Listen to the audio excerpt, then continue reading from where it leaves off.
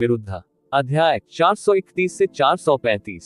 नमस्कार, आप कहानी में खो जाएं उससे पहले चैनल को सब्सक्राइब करें और नोटिफिकेशन ऑन करें। धन्यवाद। देवताओं के विरुद्ध अध्याय 431, शक्तिशाली दिव्य फीनिक्स। आप ऑडियो बुक्स 108 देख रहे हैं। धोखेबाजों से सावधान रहें। अध्याय 431, शक्तिशाली दिव्य फीनिक्स। तो आप युन चे हैं? फैंग फियान ने उसे आकार दिया। उसके उत्तर की प्रतीक्षा किए बिना उसने यू चे के शरीर पर फीनिक्स रक्तरेखा की उपस्थिति का आकस्मिक रूप से पता लगाया और तुरंत बोला, जैसा कि अपेक्षित था। क्या इसका मतलब यह है कि इस बार ब्लू विंड ने केवल तुम्हें अकेले भेजा है? ये सही है, युन चे ने स्पष्ट रूप से शांति से उत्तर दिया। फैंग फियान ने अपनी आवाज धीमी की और ठंडे स्वर में कहा, चूंकि आप यहाँ हैं, तो इस रैंकिंग टूर्नामेंट को आसानी से लड़ें। रैंकिंग टूर्नामेंट के समापन के बाद कोई ऐसा व्यक्ति होगा जो आपके फीनिक्स वंश के मामले को उचित रूप से निपटाने के लिए आएगा। हालांकि यदि आप अपने आप को इस फीनिक्स स्टेज पर मरने की अनुमति देंगे, तो ये भी एक बुरा विकल्प नहीं है। हम फिर अपनी गहन शक्ति का परीक्षण करें। जिस स्थान पर युन चे खड़ा था, वह फैंग फियान से काफी दूरी पर था, फिर भी उसकी विशाल आभा युन चे के शरीर और आत्मा पर लगातार दबाव डाल रही थी। हालांकि उनकी अभिव्यक्ति फिर भी शांति का क्षेत्र थी, बिना किसी विचित्रता के संकेत के। जब वह प्रोफाउंड असेसमेंट स्टोन की ओर चला और उसकी सतह पर अपनी हथेली रख दी, तो उसने फैंग फेयान से और कुछ नहीं कहा। 19 वर्ष पुराना पृथ्वी गहन क्षेत्र स्तर 10। प्रोफाउंड असेसमेंट स्टोन पर प्रदर्शित गहन शक्ति स्तर ने निस्संदेह पूरे दर्शकों को हंसी से लोटपोट कर दिया था। यू चे ने प्रोफाउंड असेसमेंट स्टोन से अपना हाथ हटा लिया और हंसी और उपहास भरी निगाहों से भरे आकाश के बीच इत्मीनान से मैच की तैयारी वाले क्षेत्र की ओर चल दिया। जैसे ही अन्य 5 राष्ट्रों के बैठे हुए गहन अभ्यासकर्ताओं ने उन्हें पास आते देखा, किसी ने भी अत्यंत अपमानजनक अभिव्यक्ति प्रकट नहीं की। तिरस्कार के भीतर घृणा और दया भी थी। शायद उन्होंने सोचा कि ऐसे व्यक्ति को प्रतिद्वंद्वी के रूप में रखना उनका अपमान था, ताकत और प्रतिष्ठा। यू चे लापरवाही से एक कोने पर रुक गया। उनके दाहिनी ओर बहुत दूर नहीं, नेवी टाइड नेशन के 10 भाग लेने वाले गहन अभ्यासकर्ता थे। उनमें से एक ने युन चे पर एक नजर डाली और इतनी तेज आवाज में बोलते हुए मुस्कुराया कि युन चे सुन सके। कोई आश्चर्य नहीं कि मैं सोचता रहा कि युन चे नाम परिचित था। मुझे अब अचानक याद आया, ऐसा लगता है 2 साल पहले ब्लू विंड नेशन के रैंकिंग टूर्नामेंट में जिसने पहला स्थान हासिल किया था, वह युन चे था। एक अन्य व्यक्ति ने मुस्कुराहट के साथ कहा, टास्क TS-19 पर पृथ्वी गहन क्षेत्र का 10वां स्तर वास्तव में छोटे ब्लू विंड नेशन की युवा पीढ़ी में नंबर 1 माना जा सकता है। हान रुयू ने अपनी आंखें थोड़ी तिरछी कर ली। उसकी नाक से धीरे से फुसफुसाया, ये केवल एक दयनीय छोटा जोकर है। हे जूनियर ब्रदर हान सही है, लेकिन ये छोटा जोकर ब्लू विंड नेशन का प्रभावशाली नंबर 1 है, आप जानते हैं। हा। युन चे ने अपनी आंखें उठाई, उदासीनता से उन लोगों पर एक नजर डाली और फिर दूसरी बार पीछे मुड़कर देखने की जहमत न उठाते हुए अपना सिर चारों ओर घुमा लिया। ये वास्तव में वह है। लिंग कुन ने विचारपूर्ण भाव से यू चे की ओर देखा। ओह, एल्डर लिंग वास्तव में इस ब्लू विंड कॉमनर को पहचानता है, जिसे कचरा भी नहीं माना जा सकता है। ये जिंगान ने सिकुड़ी आंखों से पूछा। ये बच्चा उतना सरल नहीं है जितना ऊपर से दिखता है, लिंग कुन ने उत्तर दिया। जब वह हेवनली स्वॉर्ड विला में था, तो यू चे की भारी तलवार की चौंकाने वाली महारत के कारण उसने यू चे को माइटी हेवनली स्वॉर्ड क्षेत्र में प्रवेश करने के लिए कहा था। फिर उसे एहसास हुआ कि उसके पास फीनिक्स वंश है, जिसने स्वाभाविक रूप से उस पर काफी गहरा प्रभाव छोड़ा। कुछ महीने पहले माइटी हेवनली स्वॉर्ड रीजन को युन कंगहाई की आत्महत्या की खबर मिली, जिससे हेवनली स्वॉर्ड विला के स्वॉर्ड मैनेजमेंट टेरेस पर लगी सील अपने आप हट गई और ये तथ्य सामने आया कि जो व्यक्ति गलती से अंदर बंद हो गया था, वह भी जीवित बाहर आ गया था। उसने कभी नहीं सोचा था कि वह वास्तव में युन चे को यहाँ देखेगा। ये छोटा भाई स्पष्ट रूप से नहीं है इतना आसान। जी क्यानरो की कोमल आवाज उधर से आई। उसका साधना स्तर इतना दयनीय है, फिर भी महान फीनिक्स एल्डर के जबरदस्त उत्पीड़न के तहत उसकी अभिव्यक्ति में कोई बदलाव नहीं आया। देखिए, न केवल उसकी साधना का स्तर निम्न है, वो यहाँ बिना किसी अनुरक्षण के भी अकेला है और इतने सारे लोग उसका मजाक उड़ा रहे हैं। ये बहुत दयनीय है, लेकिन उनकी गहरी अभिव्यक्ति हमेशा शांत रही है, जिससे कोई भी मंत्रमुग्ध हो जाता है। जी क्यानरो ने अपनी उंगली घुमाए और धीरे धीरे अपनी जीभ बाहर निकाली और अपने होठों को गोल गोल चाटा। अगर यह बहुत घबराहट की बात नहीं है, तो इस छोटे भाई में कई छिपी हुई गहराइयां हैं। मुख्य बात यह है कि वह काफी परिपक्व हो गया है। आकर्षक रूप से वह इसका सबसे पसंदीदा प्रकार है। जी क्यानरो की मुद्रा और आड़ू के फूलों के रंग से लाल गालों ने ये जिंगान को ठंडक पहुंचाई। उसने कल जो खाना खाया था उसे लगभग उल्टी कर दिया।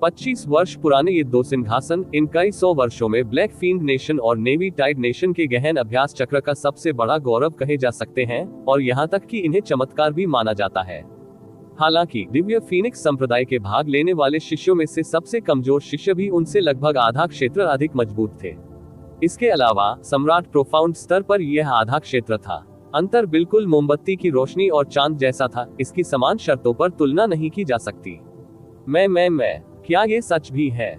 दिव्य फीनिक्स संप्रदाय के लोग क्या सभी इतने शक्तिशाली हैं? लिंग जी का पूरा व्यक्तित्व पहले से ही स्तब्ध था। जैसे ही उसने गहन मूल्यांकन पत्थर पर एक एक करके उभर रहे गहन शक्ति स्तरों को देखा, उसे अपनी आंखों पर विश्वास करने की बिल्कुल भी हिम्मत नहीं हुई। ये सभी केवल दिव्य फीनिक्स संप्रदाय के युवा शिष्य थे। उनकी गहन ताकतें वास्तव में उनके दादा लिंग तियान्नी से कमजोर नहीं थी। उनके दादा, जिन्हें सार्वजनिक रूप से ब्लू विंड के नंबर 1 के रूप में स्वीकार किया गया था, वास्तव में उनकी तुलना दिव्य फीनिक्स संप्रदाय में केवल 25 के युवा शिष्यों से ही की जा सकती थी। इतनी बड़ी असमानता लिंग जी के लिए इसे स्वीकार करना बेहद मुश्किल हो गया। बेशक मुझे बस इतना पता था कि आप जैसा ब्लू विंड छोटा भाई चौंक जाएगा।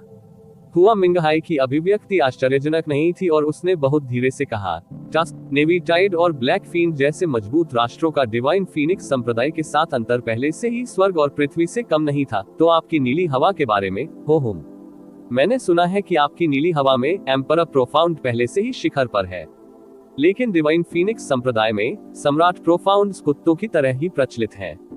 18 साल की उम्र में स्काई प्रोफाउंड और 35 साल से पहले एम्परर प्रोफाउंड में प्रवेश किए बिना उनके पास खुद को फीनिक्स शिष्य कहने का चेहरा तक नहीं होता। लिंग जी ने जोर से लार का एक कौर निगल लिया और काफी देर तक बोल नहीं सके।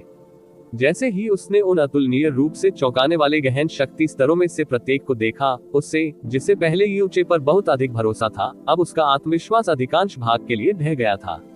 आधे साल पहले लगभग मारे जाने और जिया क्विंग्यू के साथ सेना में शामिल होने के बाद उसने आखिरकार लिंग तियान्नी को हरा दिया, जो सम्राट प्रोफाउंड दायरे के छठे स्तर पर था।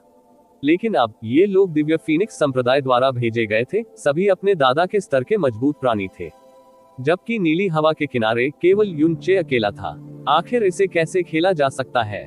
हुआ मिंगहाई ने लिंग जी के स्तब्ध चेहरे पर एक नजर डाली और तुरंत अनुमान लगाया कि वह क्या सोच रहा था। अरे बच्चे, मुझे यह मत बताओ कि तुम इस धारणा के साथ यहाँ आए थे कि बॉस यू दिव्य फीनिक्स संप्रदाय को हरा देंगे। क्या आपने बहुत अधिक ब्रेन डेड गोलियां या कुछ और खाया है?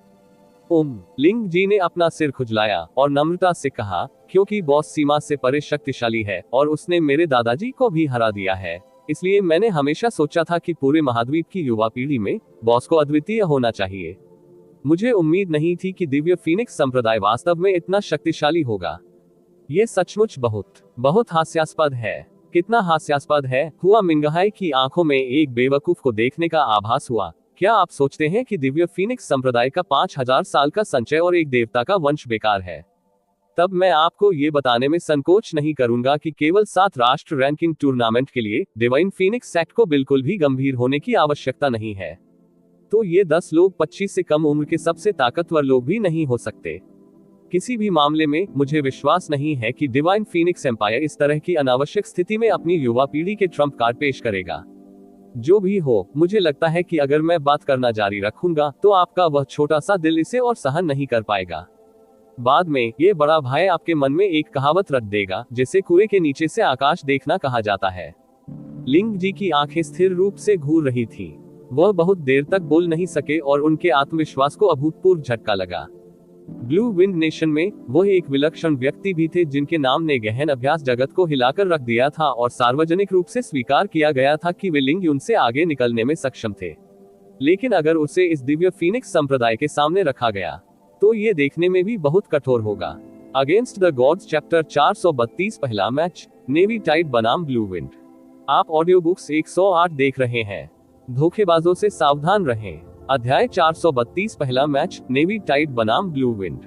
लिंग जी को जो बड़ा झटका लगा, उसे देखकर ऐसा लगा मानो उसका विश्वास टूट गया हो। हुआ मिंगहाई मदद नहीं कर सकी, लेकिन तुरंत उसे सांत्वना दी, तुम्हें वास्तव में इतना निराशावादी होने की जरूरत नहीं है। मैंने बॉसियों की ताकत का भी अनुभव किया है। भले ही दिव्य फीनिक्स संप्रदाय के उन असामान्य लोगों को हराना उसके लिए असंभव है, अन्य 5 राष्ट्रों को संभालना कोई समस्या नहीं है।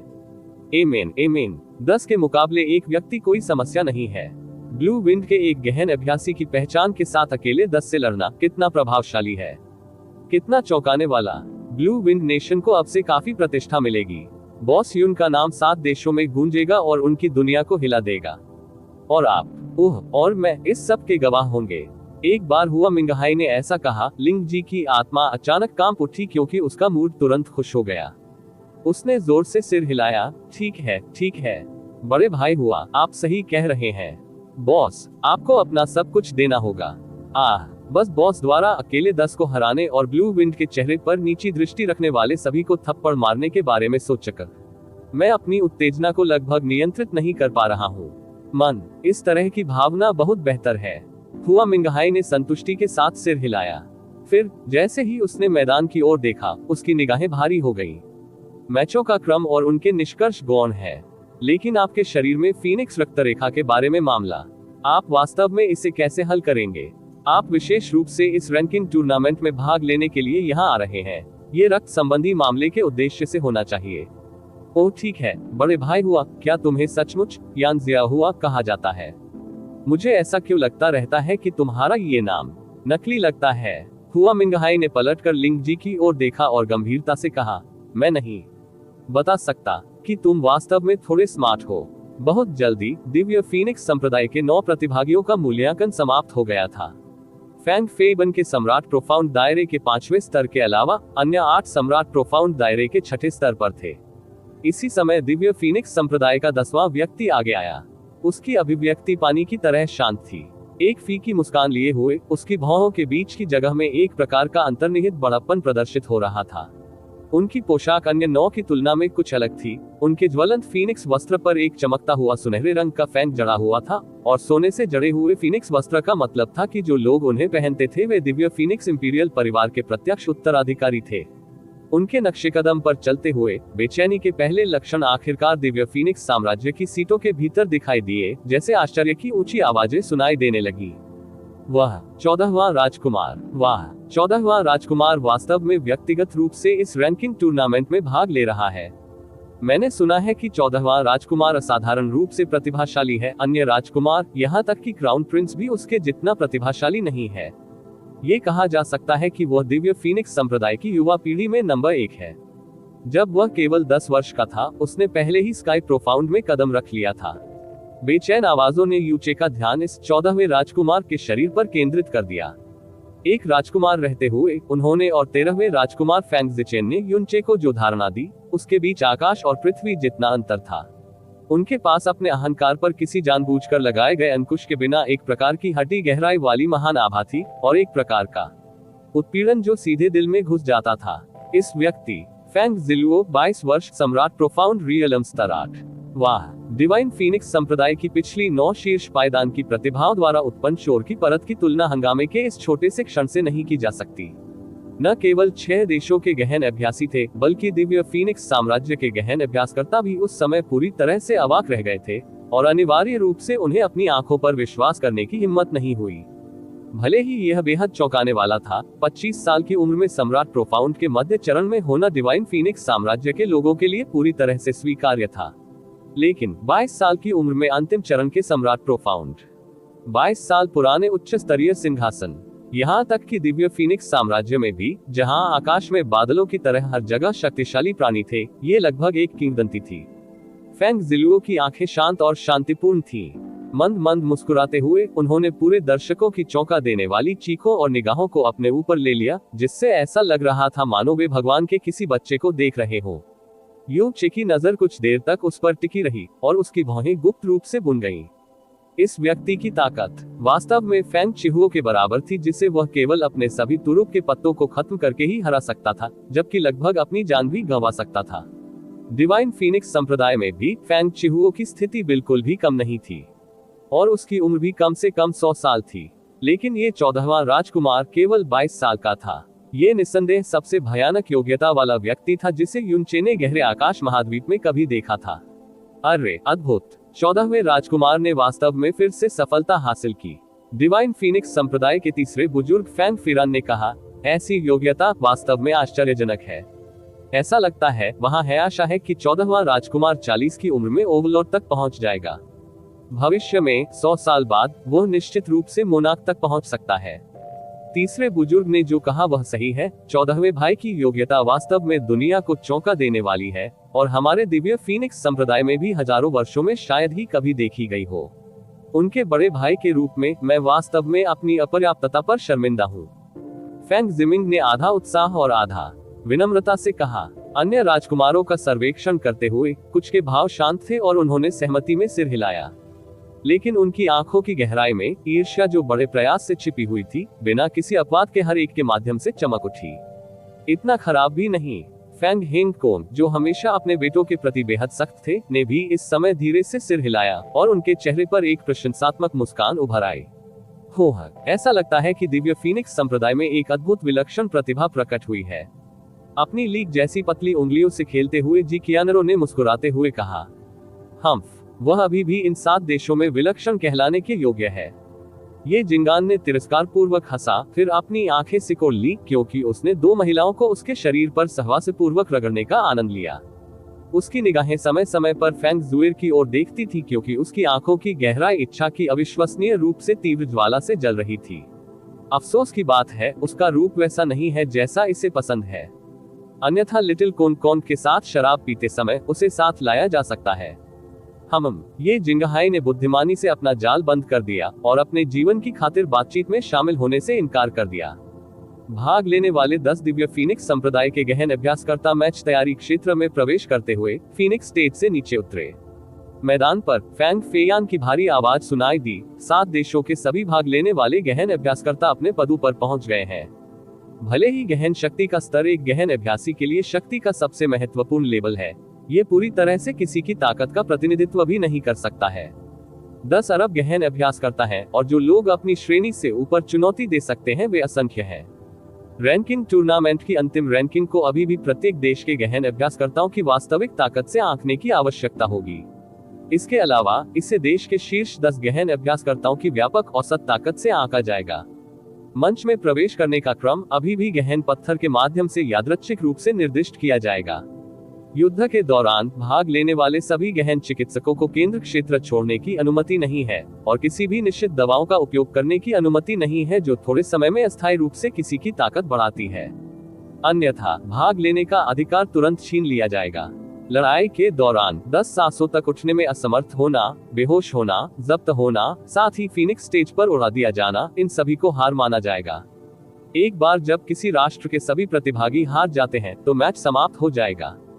फीनिक्स स्टेज पर आप सभी किसी भी प्रकार के हथियार और सुरक्षात्मक गियर का उपयोग कर सकते हैं, लेकिन किसी भी जहर और गुप्त हत्या उपकरण का उपयोग नहीं किया जा सकता है। किसी भी रणनीति और साधन का उपयोग किया जा सकता है, चाहे वह कितना भी घृणित और बेशर्म क्यों न हो, क्योंकि गियर, दिमाग और लचीलापन भी आपकी समग्र ताकत का हिस्सा है। अब कोई फालतू शब्द नहीं। 29वां 7 राष्ट्र रैंकिंग टूर्नामेंट आधिकारिक तौर पर शुरू हो गया है। फैंग फेयान की आवाज पूरे मैदान में गूंज उठी। जैसे ही उसकी आवाज गिरी, उसने अपनी हथेली बढ़ाई और लौ का एक गोला गहरे पत्थर पर गिरा। गहरे पत्थर के बीच से एक लाल रंग की रोशनी क्षण भर के लिए चमक उठी। जैसे ही 3 गहरे लाल शब्द धीरे धीरे उभरे, नेवी टाइड नेशन। पहले मैच के पक्षों में से एक नेवी टाइड नेशन था जो पिछले सत्र में दूसरे स्थान पर था। बहुत अच्छा, स्टेज में जल्दी प्रवेश करने का मतलब है कि बाद में ठीक होने के लिए अधिक समय मिलेगा। नेवी टाइड नेशन के गहन अभ्यासकर्ताओं ने अपना सिर उठाया और फीनिक्स स्टेज को देखा, आत्मविश्वास और बुलंदी से भरा चेहरा। 6 देशों की लड़ाई में चूंकि डिवाइन फीनिक्स एम्पायर भाग नहीं ले रहा था, इसलिए उनके पास किसी से हारने का कोई कारण नहीं था और केवल उनकी Navy Tide Nation Divine Phoenix Empire को चुनौती देने और आगे बढ़ने के लिए सबसे योग्य थी। प्राइमर्डियल प्रोफाउंड आर्क जाना।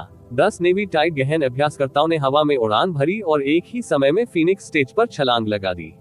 उनमें से हर एक की आंखों में बुलंद अभिव्यक्ति थी लड़ने की। उनकी इच्छाशक्ति विस्मयकारी थी, साथ ही उनकी निगाहें भी गहरे पत्थर की ओर थीं, जो अपने पहले प्रतिद्वंद्वी की प्रतीक्षा कर रही थी। नौसेना ज्वार की विजय। इससे कोई फर्क नहीं पड़ता कि अन्य 5 देशों में से कौन हमारे नेवी टाइड का प्रतिद्वंद्वी बन जाता है, उन्हें बिना किसी अपवाद के एक दुष्स्वप्न का सामना करना पड़ेगा। नौसेना ज्वार। प्रतिद्वंद्वी को जितना चाहो कुचल डालो। वाह, फ्लावर व्यूइंग प्रिंस बहुत अच्छा है। नेवी टाइड नेशन से आ रही तेज चीखें बहरा कर देने वाली थी। नेवी टाइड नेशन के बैठने की जगह के ऊपर नेवी टाइड के शासक के साथ साथ गहन अभ्यास करने वाले दुनिया के आधिपत्यों के भावों में भी बदलाव आया, क्योंकि वे आशावादी और गंभीर हो गए। ये नेवी टाइड नेशन की अगले 25 वर्षों की स्थिति और प्रतिष्ठा से संबंधित लड़ाई थी। भले ही वे, जो पिछले सत्र में दूसरे स्थान पर थे, इस बार भी उनमें पूर्ण आत्मविश्वास था, फिर भी उन्हें काफी दबाव का सामना करना पड़ा। अंतिम डिवाइन फीनिक्स एम्पायर का सामना करने से पहले वे बिल्कुल भी हार का जोखिम नहीं उठा सकते थे। कुछ ही देर में पहले मैच में भाग लेने वाले दूसरे देश का नाम भी गहरे पत्थर के ऊपर दिखाई देने लगा। Blue wind nation. पूरे दर्शकों की चीखें कम कर दी गईं। फिर पूरा माहौल तुरंत बहुत बदल गया। फक, ये वास्तव में नीली हवा है। यह क्या है? मैंने मूल रूप से सोचा था कि मैं नेवी टाइड की ताकत देख सकता हूँ। यह एक लड़ाई कैसे हो सकती है? उनमें से कोई भी पाद छोड़कर उसे गिरा सकता है। हा हा हा हा। नेवी टाइड नेशन की किस्मत वास्तव में अच्छी है। जैसे ही वे ऊपर आते हैं, एक फिलर कैरेक्टर में आ जाते हैं। युन चे ने 2 शब्दों ब्लू विंड को देखा, अपनी आंखें सिकोड़ ली, फिर अचानक उछल पड़ा और पूरा मैदान हर दिशा से आने वाले शोर से गूंज उठा। लगता है वह बच्चा ऊपर जा रहा है। 10 के विरुद्ध एक व्यक्ति, TSK TSK TSK TSK कितना प्रभावशाली है। लानत है, वे वास्तव में पहले ब्लू विंड नेशन के खिलाफ हैं। कितना उबाऊ है। जल्दी करो और उस यूचे लड़के को लात मारो, फिर जल्दी से अगले मैच की ओर बढ़ो। कुछ भी मत कहो, भले ही इस लड़के की ताकत बेकार है, उसके चेहरे की त्वचा आपकी सामान्य मोटाई की नहीं है। यदि यह मैं होता तो निश्चित रूप से मुझमें इतना चेहरा खोने के लिए ऊपर जाने की हिम्मत नहीं होती। मैं अनुमान लगा रहा हूं कि अधिकतम 3 सांसों में इस बच्चे को सफाई से नीचे गिरा दिया जाएगा। 3 सांसें। मेरे नेवी टाइड नेशन की शीर्ष प्रतिभाओं को वास्तव में एक बच्चे की देखभाल के लिए 3 सांसों की आवश्यकता है। यहां तक कि एक आकस्मिक हमला भी तत्काल नॉकआउट होगा। यदि यह बच्चा थोड़ा सा भी होशियार होता तो उसे आज्ञाकारी होकर तुरंत आत्मसमर्पण कर देना चाहिए था। अन्यथा, यदि मेरी नेवी टाइड प्रतिभाओं में से कोई भी अपने हमलों में थोड़ा भी भारी है, तो उसका आधा जीवन खोना हल्का माना जाएगा। जाओ यूचे, जाओ, उन्हें अपनी ताकत देखने दो। मैदान के भीतर यूनचे की जय जयकार करते हुए चिल्लाने की आवाजें भी बिखरी हुई थीं, लेकिन नेवी टाइड नेशन से आने वाली ध्वनि की तरंगों से ये विरल और कमजोर आवाजें आसानी से तुरंत दब गईं। हाँ हाँ, कितना उबाऊ है। मैं मूल रूप से अपनी प्रतिष्ठा को उचित रूप से बढ़ाने के लिए एक संतोषजनक शानदार पहली लड़ाई लड़ना चाहता था, लेकिन इस बच्चे के लिए यह अप्रत्याशित था। युन चे के सामने बेहद गुस्से में नेवी टाइड के गहन अभ्यासकर्ता ने दोनों हाथों को अपनी छाती पर रखते हुए कहा। उसने यू चे पर एक नजर डाली, फिर दूसरी बार देखने की जहमत नहीं उठाई। अन्य 9 गहन अभ्यासकर्ताओं का दृष्टिकोण भी कमोबेश एक जैसा ही था। उनमें से कुछ के लिए मंच पर जाने के बाद उन्होंने युन चे को ठीक से देखा भी नहीं था। 29वां 7वां नेशन रैंकिंग टूर्नामेंट का पहला मैच नेवी टाइड बनाम ब्लू विंड नेशन। मैच शुरू। फैंग फियान ने तुरंत प्रतियोगिता की शुरुआत की घोषणा की, लेकिन उनकी आवाज गिरने के बाद किसी भी पक्ष के पास युद्ध का रुख अपनाने वाला कोई व्यक्ति नहीं था। युन चे नेवी टाइड नेशन के गहन अभ्यासकर्ताओं को, जो उसके सामने थे, अभिव्यक्तिहीन रूप से घूरते हुए अपनी जगह पर खड़ा रहा, और नेवी टाइड नेशन के 10 भाग लेने वाले गहन अभ्यासकर्ताओं ने आलसी मुद्रा के साथ खड़े होकर कड़वाहट भरे चेहरों के साथ उसका सामना किया। युद्ध की मुद्रा तो दूर, उनकी पलकें भी झुक गईं, क्योंकि उन्हें खोलने का भी मन नहीं हुआ। क्या करें? ऊपर कौन जाएगा? नेवी टाइड के एक गहन अभ्यासकर्ता ने पूछा। किसी भी स्थिति में मैं निश्चित रूप से ऊपर नहीं जा रहा हूँ। बकवास। आखिर तुम मुझे क्यों देख रहे हो? मैं निश्चित रूप से ऊपर नहीं जाऊंगा। 6 साल पहले से मैं स्काई प्रोफाउंड के नीचे नए लोगों पर अत्याचार करने से भी परेशान नहीं हो सकता। मैं इतनी दूर से यहाँ आने का कारण दुनिया के सरदारों के खिलाफ लड़ना और बेतरतीब ढंग से अपनी प्रसिद्धि बढ़ाना है। इस आदमी से लड़ना मेरी ताकत का अपमान है। जो भी ऊपर जाना चाहता है वह ऊपर जा सकता है, लेकिन मैं ऊपर नहीं जाऊंगा, भले ही तुम मुझे पीट पीट कर मार डालो। फिर जूनियर सिस्टर जी, आप कैसे जाएंगी? ऐसा निकम्मा आदमी मेरे काम करने लायक नहीं है। नेवी टाइड नेशन के 10 गहन अभ्यासकर्ताओं ने एक दूसरे को धक्का दिया। कोई भी आगे आकर यूचे से लड़ने को तैयार नहीं था, जैसे कि यूचे के साथ लड़ना उनके लिए सबसे बड़ा अपमान था। एक ही समय में 10 लोगों के लिए ऊपर जाना और भी असंभव होगा। यदि उन्होंने वास्तव में ऐसा किया होता तो शायद अफवाहें बाद में इस तरह से प्रसारित होती। नेवी टाइड नेशन 1 के मुकाबले 10 ने ब्लू विंड नेशन के एकमात्र गहन अभ्यासकर्ता को हरा दिया। वे इस तरह अपमानित होना बर्दाश्त नहीं कर सकते थे। और अभी यूचे की स्थिति को एक वाक्य के साथ संक्षेप में प्रस्तुत किया जा सकता है। चुपचाप मूर्खों के एक समूह को महान होने का दिखावा करते हुए देखना। देवताओं के विरुद्ध अध्याय 433 चेहरे पर तमाचा। आप ऑडियो बुक्स 108 देख रहे हैं। धोखेबाजों से सावधान रहें। अध्याय 433 चेहरे पर थप्पड़ मारना। नेवी टाइड नेशन का ये समूह बहुत ज्यादा है। लिंग जी ने दोनों मुट्ठियां भींच ली और नाराजगी भरे चेहरे के साथ कहा, बस आप सभी इंतजार करें, बहुत जल्द आप सभी हंस भी नहीं पाएंगे। एक बार जब उन्होंने बोलना समाप्त कर लिया तो उन्होंने अचानक देखा कि यान जियाहुआ अपने दांत पीस रहा था, अपनी हथेलियों को मुट्ठ मार रहा था, अपने पैरों को थपथपा रहा था। ऐसा लग रहा था जैसे उससे अचानक मिर्गी आ गई हो। उसने अपनी आंखें चौड़ी की और जल्दी से पूछा, बड़े भाई हुआ क्या हुआ? मुझे नफरत है। आह, हुआ मिंगहाई ने हिंसक तरीके से अपने ही बाल पकड़ लिए। अगर मुझे इस पागलपन का पता होता। ओह नहीं बॉस, यू रैंकिंग टूर्नामेंट में भाग लेने आए थे तो मैं यहाँ नहीं होता और इसके बजाय बाहर सट्टेबाजी का अड्डा खोल देता। नेवी टाइड नेशन की जीत को 1-1.2 में खरीदें, ब्लू विंड नेशन की जीत को 1-10 में खरीदें। हर कोई निश्चित रूप से मुझे बेवकूफ समझेगा और फिर पागलों की तरह नेवी टाइड नेशन के लिए खरीद लेगा। फिर मैं अमीर हो जाऊंगा। अमीर? दुर्भाग्य से अब मेरे पास कोई मौका नहीं है। प्रोफाउंड स्काई के अरबपतियों में से एक बनने का मेरा सबसे बड़ा अवसर। उद्धरण चिन्ह ... उद्धरण चिन्ह। लिंग जी ने तिरस्कार पूर्वक देखा। जब नेवी टाइड नेशन के गहन अभ्यासकर्ताओं ने एक दूसरे को धक्का देना जारी रखा तो हमेशा चुप रहने वाले, फूल देखने वाले राजकुमार हान रुयू ने आखिरकार अपना मुंह खोला। वह मंद मंद मुस्कुराया और एक तरह के तिरस्कारपूर्ण और दयालु स्वर में बोला, ये केवल एक दयनीय छत कूदने वाला जोकर है जो हमारी ताकत बर्बाद करने के लायक भी नहीं है। ऊपर जाने की जहमत भी मत उठाओ। अगर हम जाने दें तो ये सबसे अच्छा है, वह स्वेच्छा से आत्मसमर्पण कर देगा। हान रुयू नेवी टाइड नेशन की युवा पीढ़ी में नंबर 1 थे, 10 के भीतर सबसे मजबूत, और उनके मूल भी थे, इसलिए उन्होंने स्वाभाविक रूप से अन्य 9 की सहमति प्राप्त की। सर हान सही हैं, ये सबसे अच्छा है अगर हम इस आदमी को स्वेच्छा से जाने दें।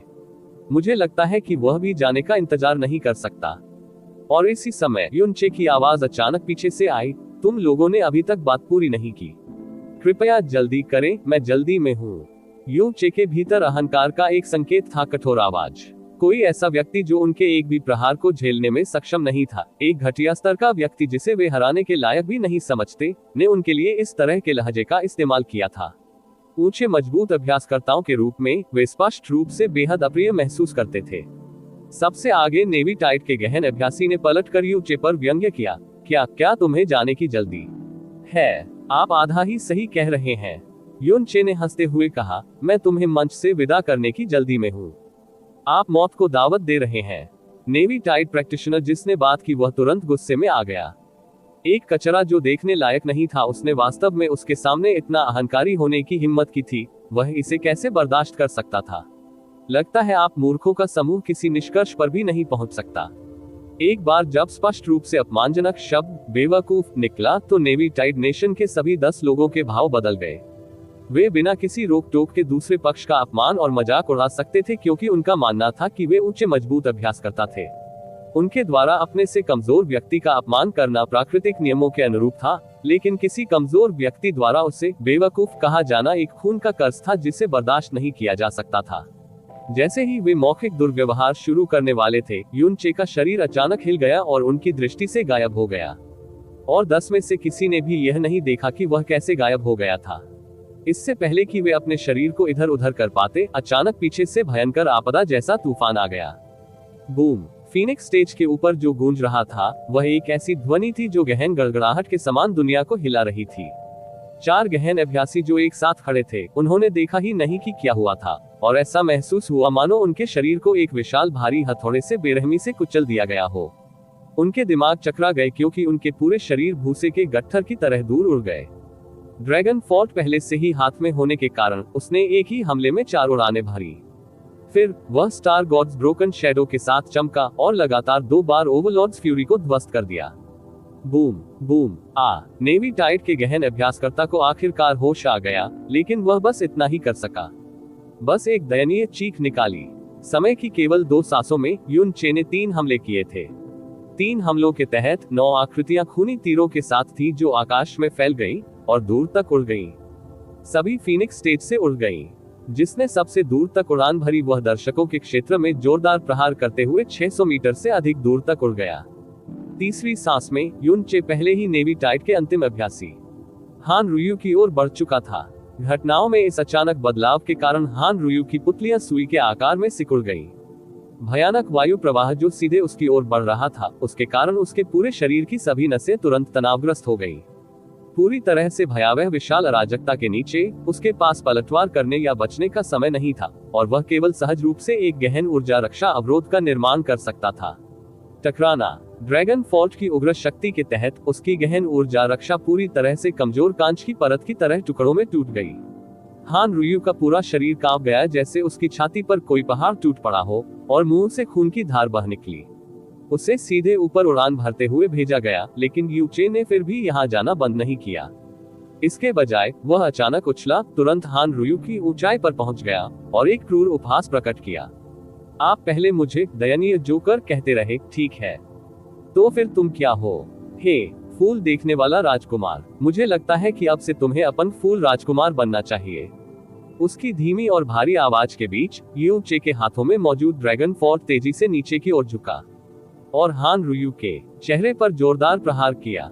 स्मैक। कोड़े मारने और हड्डियों के टूटने की वह तीखी आवाज हर किसी के कानों में स्पष्ट रूप से संचारित हो गई। हान रुयू का दाहिना तरफ का जबड़ा, हड्डियां और दांत तुरंत टुकड़े टुकड़े हो गए, जैसे उसका आधा चेहरा पूरी तरह से ढह गया।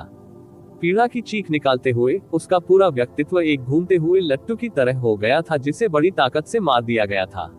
तीव्र गति से घूमते हुए बाहर की ओर उड़ते हुए वह एक जबरदस्त धमाके के बीच नेवी टाइट के बैठने की जगह से टकरा गया। हान रुयू की आंखें बाहर की ओर उभरी हुई थी, उसका चेहरा खून से भरा हुआ था। उसके चेहरे का आकार, जिसे उत्तम माना जा सकता था, नष्ट और भयानक हो गया। यदि वह पहले ब्लू विंड नेशन गया होता और यून चे की शक्ति के बारे में समाचार प्राप्त किया होता और वार करते समय वह कितना क्रूर था, तो भले ही उसने 10 बार ऐसा किया हो, साहस के बावजूद वह अभी भी यून चे को विदूषक कहकर उसका मजाक उड़ाने की हिम्मत नहीं करेगा। अपनी आंखों के सामने खून के धब्बे को देखते हुए अत्यधिक पीड़ा की कराह निकालने के बाद उसका चेहरा झुक गया और वह बेहोश हो गया। विशाल अखाड़ा तुरंत ही शांत हो गया। सभी ने कठोरता से अपनी आंखें चौड़ी कर ली, मानो वे सभी अचानक स्वप्न की दुनिया में चले गए हो। ये सब बहुत तेजी से हुआ। यू चे के अचानक हमला करने से लेकर नेवी टाइड नेशन के 9 गहन अभ्यासकर्ताओं को फीनिक्स स्टेज से उड़ा दिए जाने तक समय की केवल 2 सांसें ही बीती थी। समय की अगली 2 सांसें नेवी टाइड की युवा पीढ़ी की नंबर 1 यू चे द्वारा नेवी टाइड के बैठने की जगह को 2 झटकों में तोड़ दिया गया।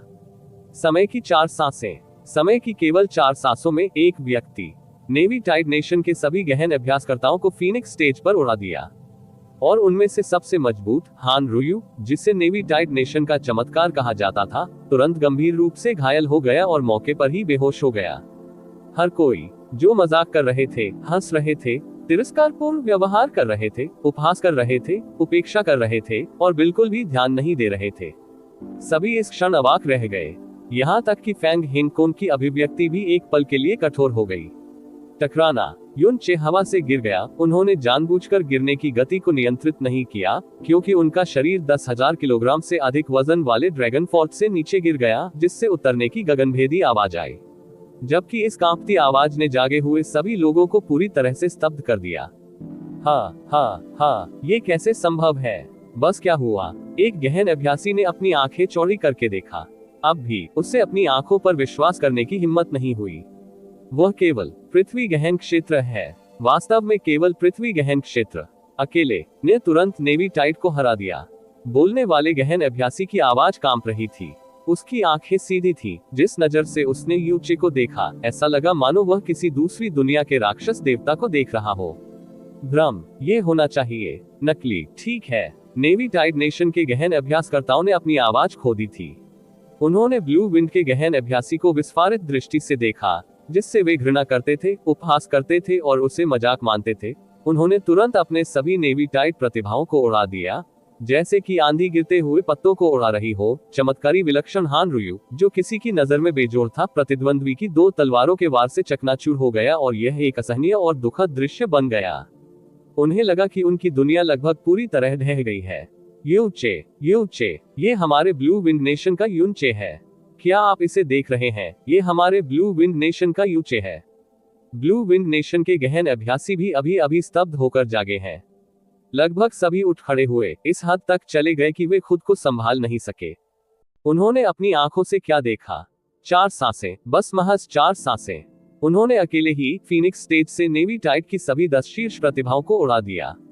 और नेवी टाइड नेशन यहां तक कि पिछले सत्र में दूसरे स्थान पर था। यूचे की तलवार के नीचे जवाबी कार्रवाई करना तो दूर, उनमें विरोध करने की क्षमता भी नहीं थी। ये कितना विस्मयकारी था, कितना दबंग, कितना गौरवशाली। सब उपहास और उन्हें जो अपमान सहना पड़ा, उन्हें असंख्य समय तक रिहा किया गया। उनके शरीर और आत्मा का हर एक कोना गर्व से भर गया। उन्हें अपने पूरे जीवन काल में इस समय ब्लू विंड नागरिक होने का इतना गर्व कभी नहीं हुआ था। मालिक, वाय वाय वाय वाय वाय, आप बहुत अच्छे हैं। लिंग जी उठ खड़े हुए, उनका पूरा चेहरा खून की तरह लाल हो गया। वह पहले से ही इस हद तक उत्साहित था कि उसे समझ नहीं आ रहा था कि शब्दों में अपनी मनोदशा का वर्णन कैसे किया जाए। उस समय ब्लू विंड रैंकिंग टूर्नामेंट में यूचे ने अपनी विस्मयकारी ताकत दिखाई और पहला स्थान हासिल किया। लेकिन समय की इन 4 सांसों की ताकत उस समय से कम दसियों लाख गुना अधिक थी। क्योंकि वह 7 नेशन के सर्वोच्च प्रदर्शन चरण में थे, उन्होंने पूरे प्रोफाउंड स्काई कॉन्टिनेंट के असाधारण लोगों के सामने नेवी टाइड नेशन के सबसे शीर्ष गहन अभ्यासकर्ताओं को पछाड़ दिया था। एसएस हुआ मिंगहाई ने जोर से सांस ली। स्वाभाविक रूप से यह डरने के कारण नहीं था, बल्कि उत्साह के कारण था। बहुत अच्छा किया एसएस। चेहरे पर वे थप्पड़ कितने जोरदार और स्पष्ट हैं। इतने वर्षों तक जीवित रहने के बाद यह अभी भी पहली बार है कि इस पिता ने चेहरे पर इतना जोरदार और ताजा तमाचा देखा है। नेवी टाइड नेशन के लोग अब शायद इतने दबे हुए हैं जैसे कि उन्होंने मल निगल लिया हो। वाह, 9 नेवी टाइड प्रोफाउंड प्रैक्टिशनर पहले ही ऊपर चढ़ चुके थे। बिना हिले डुले खड़े होकर वे मंच पर यूचे को एकटक देखते रहे। उनका रंग बेहद पीला पड़ गया, उनका पूरा शरीर कांप रहा था जैसे कि उनकी आत्मा ने उनका शरीर छोड़ दिया हो। देवताओं के विरुद्ध अध्याय 434 6 राष्ट्रों का समापन 1। आप ऑडियो बुक्स 108 देख रहे हैं। धोखेबाजों से सावधान रहें। अध्याय 434 6 राष्ट्रों का समापन 1।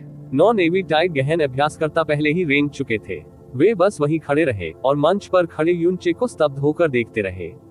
उनके हाव भाव फीके थे और उनके शरीर कांप रहे थे, मानो उनकी आत्माएं पहले ही उनके शरीर से निकल चुकी हो। यू8 नेवी टाइड नेशन की सीटों पर एक करुण क्रंदन सुना जा सकता था। एक अधेड़ उम्र का आदमी पहले ही हान रुयू की ओर बढ़ चुका था, जो पहले ही जमीन पर बेहोश हो चुका था। उसका शरीर और यहाँ तक कि उसकी आवाज भी बुरी तरह कांप रही थी।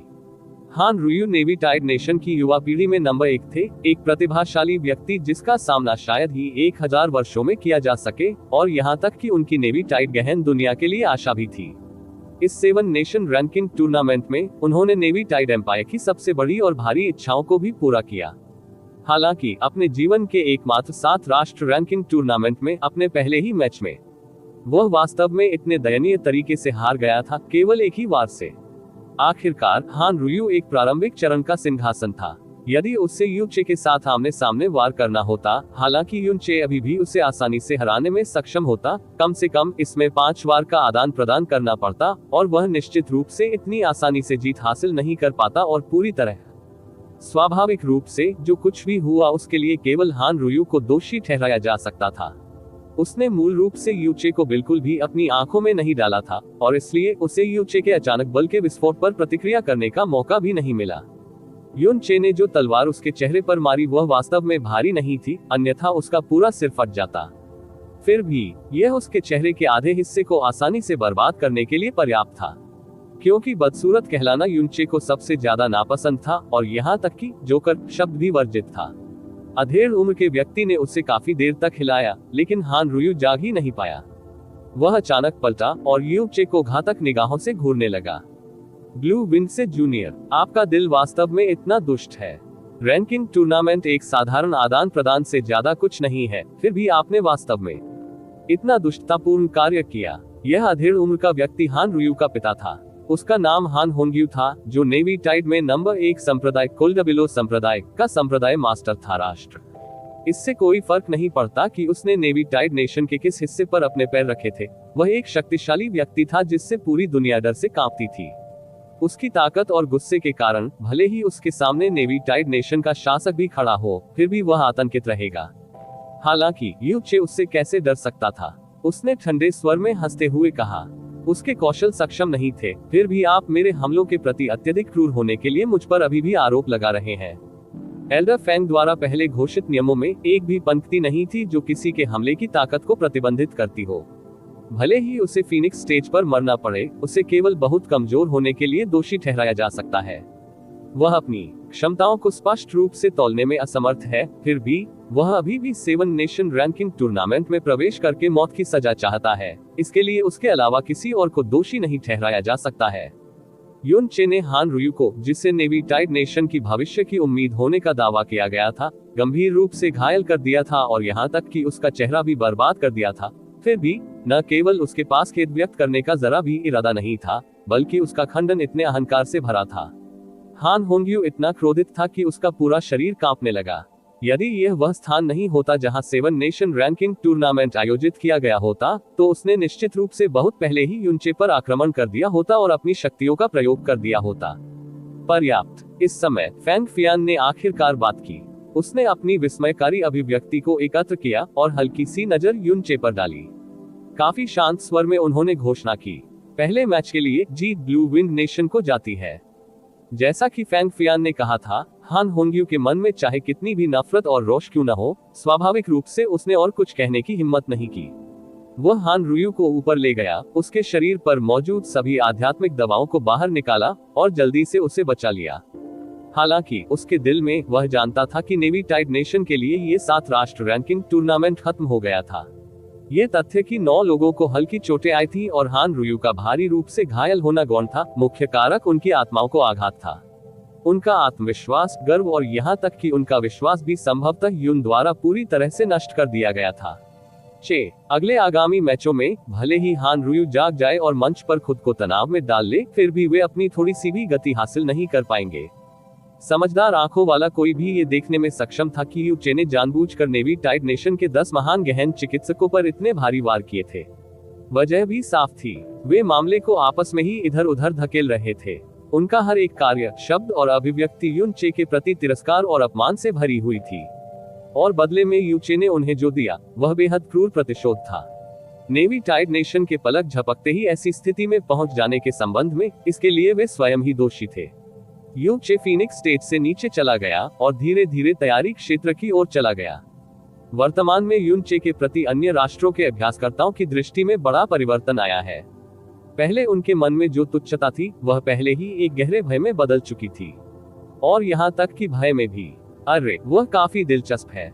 डिवाइन फीनिक्स संप्रदाय के भाग लेने वाले चिकित्सकों में से फैंग जिलुओ ने अपने हाथ से उसकी ठोड़ी को पकड़ते हुए यू चे पर अपनी आंखें घुमाई और हल्के से मुस्कुराए। अयोयो, ये निश्चित रूप से अविश्वसनीय है। जी क्यानरो ने अपनी छाती आगे की ओर झुका ली और उसकी कामुक आंखों में हलचल मच गई। इस छोटे भाई ने निश्चित रूप से सभी को बहुत बड़ा आश्चर्य दिया। उसने पहले जिस शक्ति का प्रदर्शन किया था, उसकी तुलना मूल रूप से सम्राट प्रोफाउंड दायरे के चौथे स्तर से की जा सकती है। एक शिखर अर्थ प्रोफाउंड की तुलना मध्य चरण के सम्राट प्रोफाउंड से की जा सकती है। यह एक ऐसा दृश्य है जिसे मैंने अपने जीवन में पहले कभी नहीं देखा है। इस समय प्राचीन ब्लू जो चुप था, हल्के से बोला और अतुलनीय रूप से उच्च प्रशंसा की। जाहिर तौर पर यू चे की युद्ध शक्ति, जो पूरी तरह से उसकी गहन ताकत के अनुरूप नहीं थी, ने एब्सोल्यूट मोनार्क सेंचुरी के इस मोनार्क श्रेणी के व्यक्ति को भी चौंका दिया था। शाही पिता, वह वास्तव में अविश्वसनीय है। हालांकि फैंग जुएर अपनी भावनाओं को दबाने का प्रयास कर रही थी, फिर भी वह मदद नहीं कर सकती थी, लेकिन बोल सकती थी। उसकी आवाज हवा की तरह हल्की थी। कोई भी उसके चेहरे के हाव भाव को नहीं देख पा रहा था और उसकी आवाज में छिपी भावनाओं को भी पहचानना मुश्किल था। हालांकि क्या उसकी गहन शक्ति केवल पृथ्वी के गहन क्षेत्र में नहीं है? वह इतना ताकतवर क्यों है? ये वास्तव में पहली बार था जब फैंग हिनकोंग ने अपनी बेटी को अपनी मर्जी से किसी की प्रशंसा करते हुए सुना था। उसकी भौहें तन गई और उसकी अभिव्यक्ति थोड़ी भारी थी। ऐसा लगता है जैसे मैंने इस व्यक्ति को पूरी तरह से गलत समझा है। उसकी गहन शक्ति वास्तव में केवल पृथ्वी के गहन क्षेत्र में है, मेरी आंखों के नीचे। उसके लिए इसे छिपाना असंभव है। हालांकि जो ताकत उसने पहले प्रकट की थी, वह वास्तव में एक मध्य मंच सम्राट प्रोफाउंड की ताकत के करीब पहुंचती है। फैंग हिनकोंग ने और कुछ नहीं कहा। जब उनके फीनिक्स दिव्य संप्रदाय के शिष्यों का सामना अन्य संप्रदायों के शिष्यों से होता था, तो मूल रूप से वे सभी लेवल स्किपिंग मैच पूरा करने में सक्षम थे। हालांकि सम्राट प्रोफाउंड क्षेत्र की क्षमताओं का प्रयोग करने वाले अर्थ प्रोफाउंड के संबंध में वह कई 100 वर्षों तक जीवित रहा था, फिर भी उसने ऐसा कुछ कभी नहीं देखा था, न ही इसके बारे में सुना था। हालांकि वह फीनिक्स वंश को आश्रय देने के मामले के कारण यू चे नाम से जानता था, लेकिन उसने इस बात को कभी दिल पर नहीं लिया था, क्योंकि इस तरह का एक छोटा सा आंकड़ा मूल रूप से एक सम्राट के ध्यान देने योग्य नहीं था, और सबसे निचले वर्ग के शिष्यों में से कोई भी इसे संभाल सकता था। हालांकि वर्तमान में उस चौंकाने वाले प्रदर्शन से जो मात्र 4 सेकंड में हुआ, वह मदद नहीं कर सका, लेकिन वास्तव में इस ब्लू विंड प्रैक्टिशनर पर ध्यान दिया जो स्पष्ट रूप से केवल पृथ्वी गहन क्षेत्र में था। फैंग हिंग कोन घूम गया। अपनी सबसे शांत दृष्टि से उसने फैंग जिचेन को देखा। फैंग जिचेन वह व्यक्ति था जिसने यू चे की क्षमताओं को देखा था, हालांकि इस बदसूरत तथ्य को छिपाने के लिए कि ब्लू विंड प्रैक्टिशनर द्वारा उसके साथ बुरी तरह दुर्व्यवहार किया गया था, उसने एक बड़ा झूठ गढ़ा। और अपने इस झूठ को छुपाने के लिए उसने फैंग चिहुओ को यू चे की हत्या करने के लिए भी भेजा। जब से उसे खबर मिली कि फैंग चिहुओ की बेरहमी से मौत हो गई है, उसका मन घबरा गया था। और फिर उसने कई और लोगों को भी भेजा, फिर भी वह यू चे का कोई निशान नहीं ढूंढ सका। जब यू चे फीनिक्स स्टेज पर दिखाई दिया तो उसका दिल जोरों से धड़क रहा था, और फैंग हिंग कोन की आंखें जो हल्के से उसकी ओर बढ़ी, उसके कारण उसका पूरा शरीर अचानक अकड़ गया। जैसे ही उसके माथे से ठंडा पसीना टपकने लगा, उसकी अभिव्यक्ति तुरंत फीकी पड़ गई। वह वहीं बैठा रहा और 1 इंच भी हिलने की हिम्मत नहीं की। पूरे रैंकिंग टूर्नामेंट के माहौल में ऐसा बदलाव आया जिसकी किसी ने कभी उम्मीद भी नहीं की होगी। ब्लू विंड नेशन और यून चे, ये 2 नाम जिन्हें शुरू में मजाक और तोप के तौर पर लिया जाता था, अब पूरी तरह से पूरे टूर्नामेंट का सबसे बड़ा फोकस बन गए हैं। उनका सदमा, निराशा और घोर अविश्वास, और इन लोगों द्वारा किया गया उपहास और तिरस्कार, जो पहले खुद को उच्च और शक्तिशाली मानते थे, वर्तमान में उतना ही मूर्खतापूर्ण और हास्यास्पद लग रहा था। उनके चेहरे लाल हो रहे थे, मानो उन्हें एक क्रूर थप्पड़ मारा गया हो। अकेले ही 10 लोगों को खत्म करना। एक अर्थ प्रोफाउंड ने एक सम्राट प्रोफाउंड को हरा दिया। हर कोई पहले से ही अनुमान लगा सकता था कि ब्लू विंड नेशन के इस राक्षस की अचानक उपस्थिति के कारण इस रैंकिंग टूर्नामेंट की संरचना पूरी तरह से पलट जानी तय थी। 7 नेशन रैंकिंग टूर्नामेंट जारी रहा। दूसरे मैच में ब्लैक फील्ड नेशन का मुकाबला डिवाइन इंसेंस नेशन से हुआ। ब्लैक फील्ड नेशन पहले 3रे स्थान पर था, जबकि डिवाइन इंसेंस नेशन 6ठे स्थान पर था। हालांकि इसमें मैच के बाद भी वे असाधारण गतिरोध तक लड़े। एक टीम लड़ाई में किसी व्यक्ति की सर्वोच्च क्षमताएं अब निर्णायक कारक नहीं थी, बल्कि यह उनकी समग्र लड़ाकू ताकत और टीम वर्क की प्रतियोगिता थी। अंत में आधे घंटे तक चली लड़ाई के बाद ब्लैक फील्ड जिस नेशन के पास प्रारंभिक चरण का सिंहासन था, उसने पूरे मैच के दौरान दूसरे पक्ष को दबाए रखा और डिवाइन इंसेंस नेशन पर जीत हासिल की। यह एक असाधारण मैच होना चाहिए था। हालांकि पूरे स्टेडियम में उत्साह उतना तीव्र नहीं था, क्योंकि भले ही ये 10 गुना अधिक असाधारण था, फिर भी यह आत्मा को झकझोर देने वाला और दृश्य विस्फोट करने वाला उतना नहीं था जितना यू चे ने नेवी टाइड नेशन को 4 सेकंड में उड़ा दिया था। और लोगों का एक बड़ा समूह अभी भी रूह कंपा देने वाले उस पल में फंसा हुआ था। वे पूरी तरह से होश में ही नहीं आ सके। तीसरा मैच नेवी टाइड बनाम सनफ्लावर ड्यू। अकेले समग्र ताकत के संदर्भ में इसमें कोई संदेह नहीं था कि नेवी टाइड सनफ्लावर ड्यू से अधिक मजबूत था। हालांकि इस लड़ाई में नेवी टाइड नेशन को वास्तव में सनफ्लावर ड्यू नेशन ने मूल रूप से एक तरफा हराया था। हान रुयू अभी भी बेहोश था, और संभवतः अगर वह जाग भी गया तो भी वह बेहोश होने का अभिनय करेगा। वह निश्चित रूप से पूरे स्टेडियम का आमना सामना नहीं कर पाएंगे। बाकी सभी को हल्की चोटें आई थी। सबसे गंभीर मुद्दा ये था कि उनकी आत्माएं अभी भी आधी अधूरी अवस्था में थी। ये 10 के मुकाबले 9 था, और उनमें लड़ने की कोई इच्छा शक्ति भी नहीं थी। अंत में सनफ्लावर ड्यू की जीत हुई, और नेवी टाइड के गहन अभ्यासी जो अंधेरे और कठोर चेहरों के साथ मंच पर उतरे, नेवी टाइड दर्शकों की लार में डूब गए। चौथा मैच ब्लू विंड बनाम सनफ्लावर ड्यू। जब गहरे पत्थर ने 3 शब्द ब्लू विंड नेशन प्रकट किए तो पूरा स्टेडियम तुरंत शांत हो गया। यदि sunflower due nation blue wind के साथ मुकाबला करने वाला पहला खिलाड़ी था, तो सनफ्लावर ड्यू के दर्शक निस्संदेह नेवी टाइड की तरह ही प्रतिक्रिया देंगे। हालांकि वर्तमान में संपूर्ण सनफ्लावर ड्यू दर्शक मौन थे। अब एक भी व्यक्ति ऐसा नहीं था जिसने अपना उत्साह और उपहास व्यक्त किया हो। पहले नेवी टाइड नेशन के खिलाफ अपनी जीत से उन्हें जो खुशी मिली थी, वह तुरंत दबकर शून्य हो गई थी। सनफ्लावर ड्यू के शासक, आधिपत्य और विशेष रूप से सनफ्लावर ड्यू के 10 भाग लेने वाले गहन अभ्यासकर्ताओं के चेहरे काफी हद तक बदल गए थे। उनकी आंखों में गहरा डर झलक रहा था। ये वास्तव में यह आदमी है। सूरजमुखी ओस के गहन अभ्यासी ने जबरदस्ती ठंडी सांस ली। 4 सेकंड में पूरी नेवी टाइड टीम को खत्म करने की ताकत, इसके बारे में सोचकर ही कोई भी डर से कांप उठेगा। और उससे भी अधिक भयावह बात थी उसकी निर्ममता, या बेहतर कहा जाए तो शातिर युद्ध शैली। भारी चोटों को दरकिनार करते हुए उसने वास्तव में सीधे किसी का चेहरा बर्बाद कर दिया। हतोत्साहित मत हो, सनफ्लावर ड्यू नेशन के एक गहन अभ्यासी ने अपने दांत पीस लिए और तेज आवाज में कहा, मत भूलो, युन चे नेवी टाइड को नष्ट करने में सक्षम था। इसका मुख्य कारण ये था कि नेवी टाइड ने उसे कम आंका था और युन चे ने अचानक एक गुप्त हमला शुरू कर दिया था। अगर हम अपनी पूरी ताकत से हमला करें और साथ मिलकर काम करें, अकेले उसके साथ, तो मुझे नहीं लगता कि हम जीतने में असमर्थ हैं। अन्य 9 लोगों ने झट से सहमति में सिर हिलाया, लेकिन मन ही मन वे गुप्त रूप से कोस रहे थे। यू चे गुप्त हमले के कारण नेवी टाइड का सफाया करने में सक्षम था। आपके दादाजी चुपके से हमला करते हैं। आप स्वयं 10 नेवी टाइड गहन अभ्यासकर्ताओं पर गुप्त हमला करने का प्रयास क्यों नहीं करते? कम आंकने के बारे में भूल जाए, भले ही उनमें से 10 तैयार न हो और जमीन पर आराम से बैठे हो, फिर भी वे किसी भी क्षण जवाबी कार्रवाई करने में सक्षम होंगे और आपको गाली देकर कुत्ता बना देंगे। देवताओं के विरुद्ध अध्याय 435 6 राष्ट्रों का समापन 2। आप ऑडियो बुक्स 108 देख रहे हैं। धोखेबाजों से सावधान रहें। अध्याय 435 6 देशों का समापन 2। यू चे उभरकर सामने आया एक छलांग और फीनिक्स स्टेज के ऊपर उतरा। इस बार किसी ने भी उसका मजाक नहीं उड़ाया कि वह प्रोफाउंड फ्लोटिंग तकनीक का उपयोग भी नहीं कर पा रहा है। किसी ने भी उसका ब्लू विंड नेशन से आने के लिए मजाक नहीं उड़ाया, और इससे भी अधिक किसी ने उसका अर्थ प्रोफाउंड रियलम होने के लिए मजाक नहीं उड़ाया। उनमें से प्रत्येक के भाव गंभीर थे, विशेषकर सनफ्लावर ड्यू के दर्शकों के सभी के भाव अत्यधिक चिंतित थे। सभी की निगाहें यू चे पर केंद्रित थी, यहाँ तक कि सीक्रेट ग्राउंड्स के 4 लोगों ने भी, जिन्होंने पिछली लड़ाई देखने की जहमत नहीं उठाई, उन्होंने भी अपना सिर उठाया और यू चे की ओर देखा।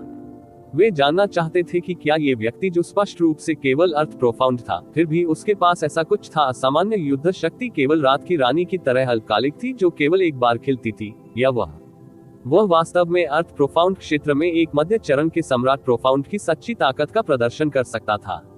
सनफ्लावर ड्यू नेशन के 10 लोगों ने मंच में प्रवेश किया, फिर तुरंत एक युद्ध समूह में तब्दील हो गए। उनमें से प्रत्येक के चेहरे गंभीर थे, मानो वे किसी बड़े शत्रु का सामना कर रहे हो।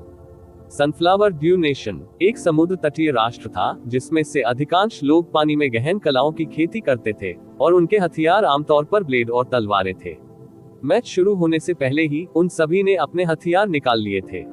उनके शरीर की सतह पर हल्के नीले रंग की गहन ऊर्जा की चमक लहर जैसी तरंगों के साथ उभरी। युन चे ने ड्रैगन फोर्ट को भी पहले ही निकाल लिया था। जैसे ही तलवार की नोक फर्श पर छू गई, तुरंत हिलने की आवाज आई, क्योंकि पूरा फीनिक्स स्टेज भी स्पष्ट रूप से थोड़ा कांप गया था। सनफ्लावर ड्यू नेशन के 10 गहन अभ्यासी भी इसके साथ कांप उठे। ड्रैगन फोर्ट की ओर देखने वाली उनकी निगाहें तुरंत भय से भर गईं। वह बस जमीन पर छू गई। उसके हाथों में वह भारी तलवार, उसका वजन कितना भयानक था। 7 नेशन रैंकिंग टूर्नामेंट का चौथा मैच ब्लू विंड नेशन बनाम सनफ्लावर ड्यू नेशन मैच शुरू। जिस क्षण फैंग फैंग की आवाज गिरी, सनफ्लावर ड्यू नेशन के सभी 10 गहन अभ्यासकर्ता एक पल में हिल गए। पानी की लहरें उठ रही थी, तलवारों की चमक कठोर और ठंडी थी। जैसे ही वे सीधे अंदर घुसे और चारों तरफ से यू चे पर हमला किया, तुरंत उभरती हुई नीले रंग की गहरी रोशनी ने साबित कर दिया कि उन्होंने वास्तव में शुरू से ही अपनी पूरी ताकत का इस्तेमाल किया था। जाहिर है, यू चे द्वारा नेवी टाइड नेशन को उड़ा देने के उस दृश्य ने उन्हें बहुत अधिक भयभीत कर दिया था, क्योंकि उनमें कुछ भी आरक्षित रखने की हिम्मत नहीं थी। प्रतिधारा तलवार निर्माण सबसे मजबूत कोर प्रैक्टिशनर ने नेतृत्व किया। जैसे ही उसके हाथ में स्काई प्रोफाउंड तलवार तेजी से नृत्य कर रही थी, तलवार की किरण वास्तव में बहते पानी की तरह चमक रही थी, जो बेहद विलक्षण और समझने में कठिन प्रक्षेप वक्र के साथ सीधे यू चे के शरीर के निचले आधे हिस्से की ओर बढ़ रही थी। युन चे के शरीर में कोई हलचल नहीं हुई और उसका बायां हाथ अचानक बाहर निकल आया। फ्रोजन एंड डिवाइन आर्ट्स को प्रसारित करते हुए उसकी हथेली के केंद्र में सितारों की तरह एक ठंडी रोशनी चमक रही थी। चिपक जाओ। पानी की अशांत गहन ऊर्जा से भरी तलवार की किरण तुरंत जम गई। भयानक ठंडी ऊर्जा जमी हुई तलवार की किरण से तलवार तक और फिर उसके शरीर पर प्रवाहित हुई, जिससे उसकी बांह को ऐसा महसूस हुआ मानो उस पर लाखों स्टील की सुइयों से बेरहमी से वार किया जा रहा हो। सनफ्लावर ड्यू के मुख्य गहन अभ्यासी ने एक चीख निकाली, जैसे ही वह हड़बड़ाहट में पीछे हट गया। केवल अपनी पूरी शक्ति के साथ गहन ऊर्जा को प्रवाहित करके अंततः वह मुश्किल से अपनी बाहों पर ठंडी ऊर्जा को दबाने में कामयाब रहा। उसने जिस नजर से युन चे की ओर देखा, वह पहले से ही डर से भरा हुआ था। क्या वह कौन सी गहन कला है? यहाँ तक कि तलवार की किरण भी वास्तव में जमी हुई थी। गुनगुनाहट। सनफ्लावर ड्यू के गहन अभ्यासी की ऊर्जा तलवार की किरण एक जमी हुई भौतिक इकाई की तरह बिखर गई, खंडित बर्फ के ढेर में बिखर गई। यू चे ने अपने दोनों खोले हथियार, फिर उसका पूरा शरीर नीली रोशनी से चमक उठा। जैसे ही ठंडी रोशनी के 3 बिंदु टिमटिमाए, फ्रोजन एंड के 3 विशाल पेड़ जमीन से तेजी से ऊपर उठे और तेजी से बढ़ने लगे। पलक झपकते ही बर्फ की अनगिनत शाखाएं और बर्फ के पत्ते बिखर गए, बर्फ के घने जाल में बुनते हुए पूरे फीनिक्स स्टेज को दृश्य से ढक दिया। वाह! मैदान में आश्चर्य भरी चीखें गूंज उठी। फेंग ज़िचेन की आंखें चौड़ी हो गईं, इस हद तक उत्तेजित हो गईं कि उनके निचले हिस्से का आधा हिस्सा कांपने से कुर्सी से नीचे गिर गया। ये स्पष्ट रूप से उस समय दूसरी लड़की द्वारा इस्तेमाल किया गया कदम था, जिसकी ताकत कम से कम सम्राट प्रोफाउंड जितनी मजबूत थी, जो सीधे तौर पर अपने साथ आए 2 अंगरक्षकों को बंद कर दिया। उसे स्पष्ट रूप से याद था, ये वास्तव में भयानक बर्फ की गहन कला थी, जो वास्तव में फीनिक्स की लौ को भी स्थिर कर सकती थी। उसने कभी नहीं सोचा था कि युन चे वास्तव में इस बर्फ की विशेषता वाली गहन कला का भी उपयोग कर पाएगा। विशाल वृक्षों के नीचे 10 सूरजमुखी ओस अभ्यासी निस्संदेह सभी को भीतर से सील कर दिया गया था। बर्फ के क्रिस्टल की वे शाखाएं और पत्तियां जो अत्यंत भव्य दिखाई देती थी, अभी भी नरक की भयानक जंजीरों की तरह थी, जो उनके पूरे शरीर के हर एक हिस्से को मजबूती से बांध रही थी और दबा रही थी। सभी 10 ने बड़ी बड़ी आंखों से देखा, पागलपन से अपनी गहन ऊर्जा का उपयोग किया, लेकिन कोई भी जरा भी मुक्त होकर संघर्ष नहीं कर सका। इसके बजाय उनका पूरा शरीर उस प्रलय जैसी ठंडी ऊर्जा के तहत और अधिक सख्त हो गया, क्योंकि उनका खून लगभग जम गया था। यू चे का चेहरा भावहीन था। भारी तलवार को घुमाते हुए ड्रैगन फोर्ट ने एक विशाल चाप निकाला, साथ ही ड्रैगन की हल्की सी चीख निकाली। टकराना। भारी तलवार की प्रबल शक्ति तूफान की तरह क्षैतिज रूप से बाहर की ओर बह गई। फ्रोजन एंड के विशाल पेड़ तुरंत प्रभाव से टुकड़ों में उड़ गए। लहराते हुए बर्फ के क्रिस्टल आकाश में तारों की तरह दिखाई दे रहे थे, जो अत्यधिक शानदार थे। जहां तक सूरजमुखी ओस के गहन अभ्यासकर्ताओं की बात है, जो भीतर सील और जमे हुए थे, वे भी बर्फ के क्रिस्टल को सोखते हुए आकाश के साथ दूर तक उड़ गए। जिस क्षण फ्रोजन एंड का पेड़ टूट गया और 300 मीटर से अधिक दूर गिर गया, उतरने के बाद 10 में से कोई भी खड़ा नहीं हो पाया। उनके शरीर की सतह बर्फ की एक पतली परत से ढकी हुई थी। उनका रंग हल्का सफेद था, उनके होंठ नीले और बैंगनी थे। केवल लंबे समय तक कांपने के बाद, जब वे सिकुड़े हुए थे, तब अंततः उन्होंने उस भयावह ठंडक को बमुश्किल दबाया और खड़े होने की ताकत हासिल की। लेकिन इसके अलावा वे वास्तव में घायल भी नहीं हुए थे। यू चे ने नेवी टाइट पर बेरहमी से अत्याचार किया, यह उनके बिल्कुल अनर्गल अपमान और घृणित शब्दों और चेहरे के कारण था। जहां तक सनफ्लावर ड्यू का सवाल है, चून की कोई दुश्मनी नहीं थी, इसलिए प्रहार करते समय थोड़ा अधिक नम्र होना स्वाभाविक था। ब्लू विंड नेशन जीतता है। फैंग फेहान ने यू चे को ठंडी और गंभीर नजर से देखा, फिर परिणाम का फैसला सुनाया। सनफ्लावर ड्यू नेशन के सभी दर्शक चुप थे, साथ ही साथ चल रहे गहन अभ्यासकर्ताओं ने भी उन सनफ्लावर ड्यू अभ्यासकर्ताओं को अपने हथियार देने के लिए चुपचाप अपनी सीटें छोड़ दी, जिन्हें फीनिक्स स्टेज से बाहर कर दिया गया था। युन चे ने नेवी टाइट को 4 सांसों में दूर कर दिया। उस समय ये कोई भ्रम नहीं था, और इससे भी अधिक ये रात के फूल की तरह अप्रतिरोध्य नहीं था, जो केवल एक बार खिलता था। इसी तरह केवल 4 सांसों में सनफ्लावर ड्यू नेशन के 10 गहन अभ्यासकर्ता थे, फीनिक्स स्टेज से भी सब बाहर कर दिया गया। बात केवल इतनी थी कि वे अपेक्षाकृत भाग्यशाली थे और कोई भी अधिक घायल नहीं हुआ। इसके अलावा एक तकिया के रूप में नेवी टाइट के साथ उनका दृढ़ विश्वास इतनी दूर तक नहीं जाएगा कि ढह जाए। युन चे की दूसरी लड़ाई में एक बार फिर भारी जीत हुई। इस बार पहले से ही कोई नहीं था जिसने यू चे की शक्तिशाली ताकत पर संदेह करने की हिम्मत की। भले ही वह ब्लू विंड नेशन से आया था और केवल स्पष्ट रूप से दयनीय रूप से कमजोर और प्रोफाउंड दायरे में था। बर्फ की गहन ऊर्जा, वह क्यों करेगा बर्फ की विशेषता गहन कलाओं की खेती करे। फैंग हिंग कुंग ने यू चे को देखा, जैसे उसकी भौहों के बीच एक हैरान भाव उभर रहा था।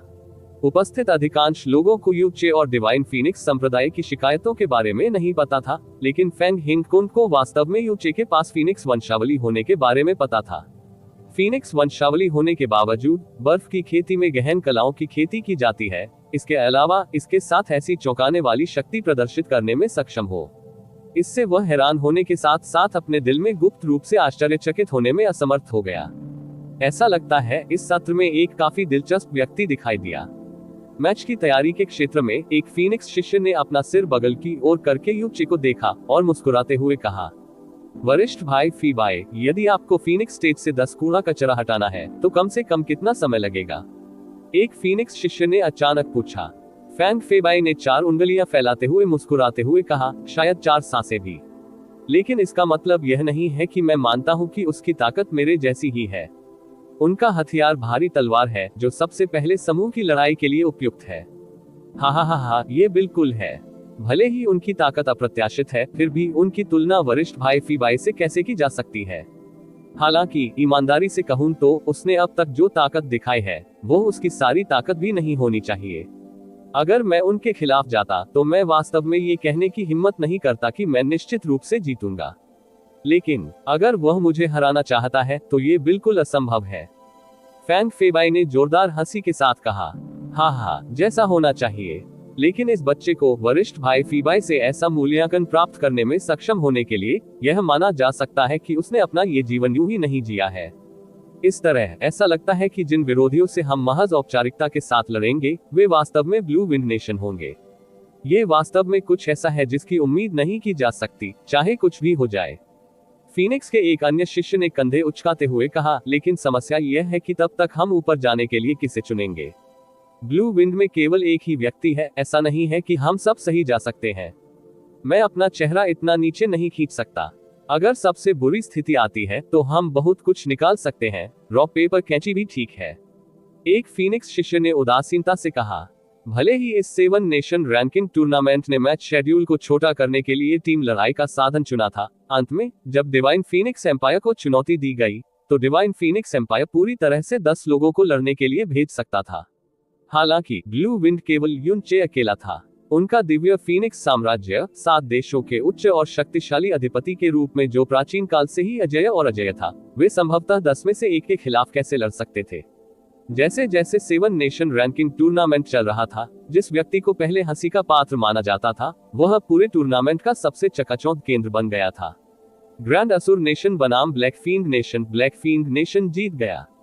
डिवाइन इंसेंस नेशन बनाम सनफ्लावर ड्यू नेशन जीत गया। नेवी टाइड नेशन बनाम ग्रैंड असुर नेशन ने करीबी अंतर से जीत हासिल की। ब्लू विंड नेशन बनाम ग्रैंड असुर नेशन, ब्लू विंड नेशन जीत गया। दिव्य धूप राष्ट्र बनाम ब्लू विंड राष्ट्र, दिव्य धूप राष्ट्र ने तुरंत आत्मसमर्पण कर दिया। ब्लू विंड नेशन बनाम black fiend nation, blue wind nation जीत गया। एक टीम की लड़ाई में लगने वाला समय स्वाभाविक रूप से एक व्यक्तिगत मैच की तुलना में बहुत अधिक लंबा था। चुनौतीपूर्ण डिवाइन फीनिक्स एम्पायर के मैच को छोड़कर आज कुल 15 मैच हुए। डिवाइन फीनिक्स एम्पायर ने मूल रूप से अनुमान लगाया था कि एक मैच में 30 से 45 मिनट लगेंगे। इस प्रकार भले ही मैच शेड्यूल काफी हद तक संकुचित हो गया हो, फिर भी एक दिन का समय कुछ हद तक कम था। हालांकि अभी दोपहर के 4 बजे थे और 15वां मैच था पहले ही खत्म हो चुका था, क्योंकि जब तक युन चे एक मैच में आगे बढ़ता, उनमें से हर एक पलक झपकते ही समाप्त हो जाता। 5 मैचों के बाद लड़ने में बिताया गया कुल समय 30 सांसों से भी अधिक नहीं था। चौथा मैच डिवाइन इंसेंस नेशन, जो जानता था कि जीतना असंभव है, उसने सीधे आत्मसमर्पण कर दिया ताकि अपने राष्ट्र के प्रतिभाशाली गहन चिकित्सकों को चोटों और मौतों का सामना न करना पड़े। Navy Tide, Sunflower Water, Grand असुर, दिव्य धूप, ब्लैक फीएंड, 5 देशों की गहन शक्ति का स्तर वास्तव में ब्लू विंड नेशन से कहीं अधिक है। इसी तरह युवा पीढ़ी के संबंध में ब्लू विंड नेशन को इन 5 देशों द्वारा पूरी तरह से कुचल दिया जाएगा।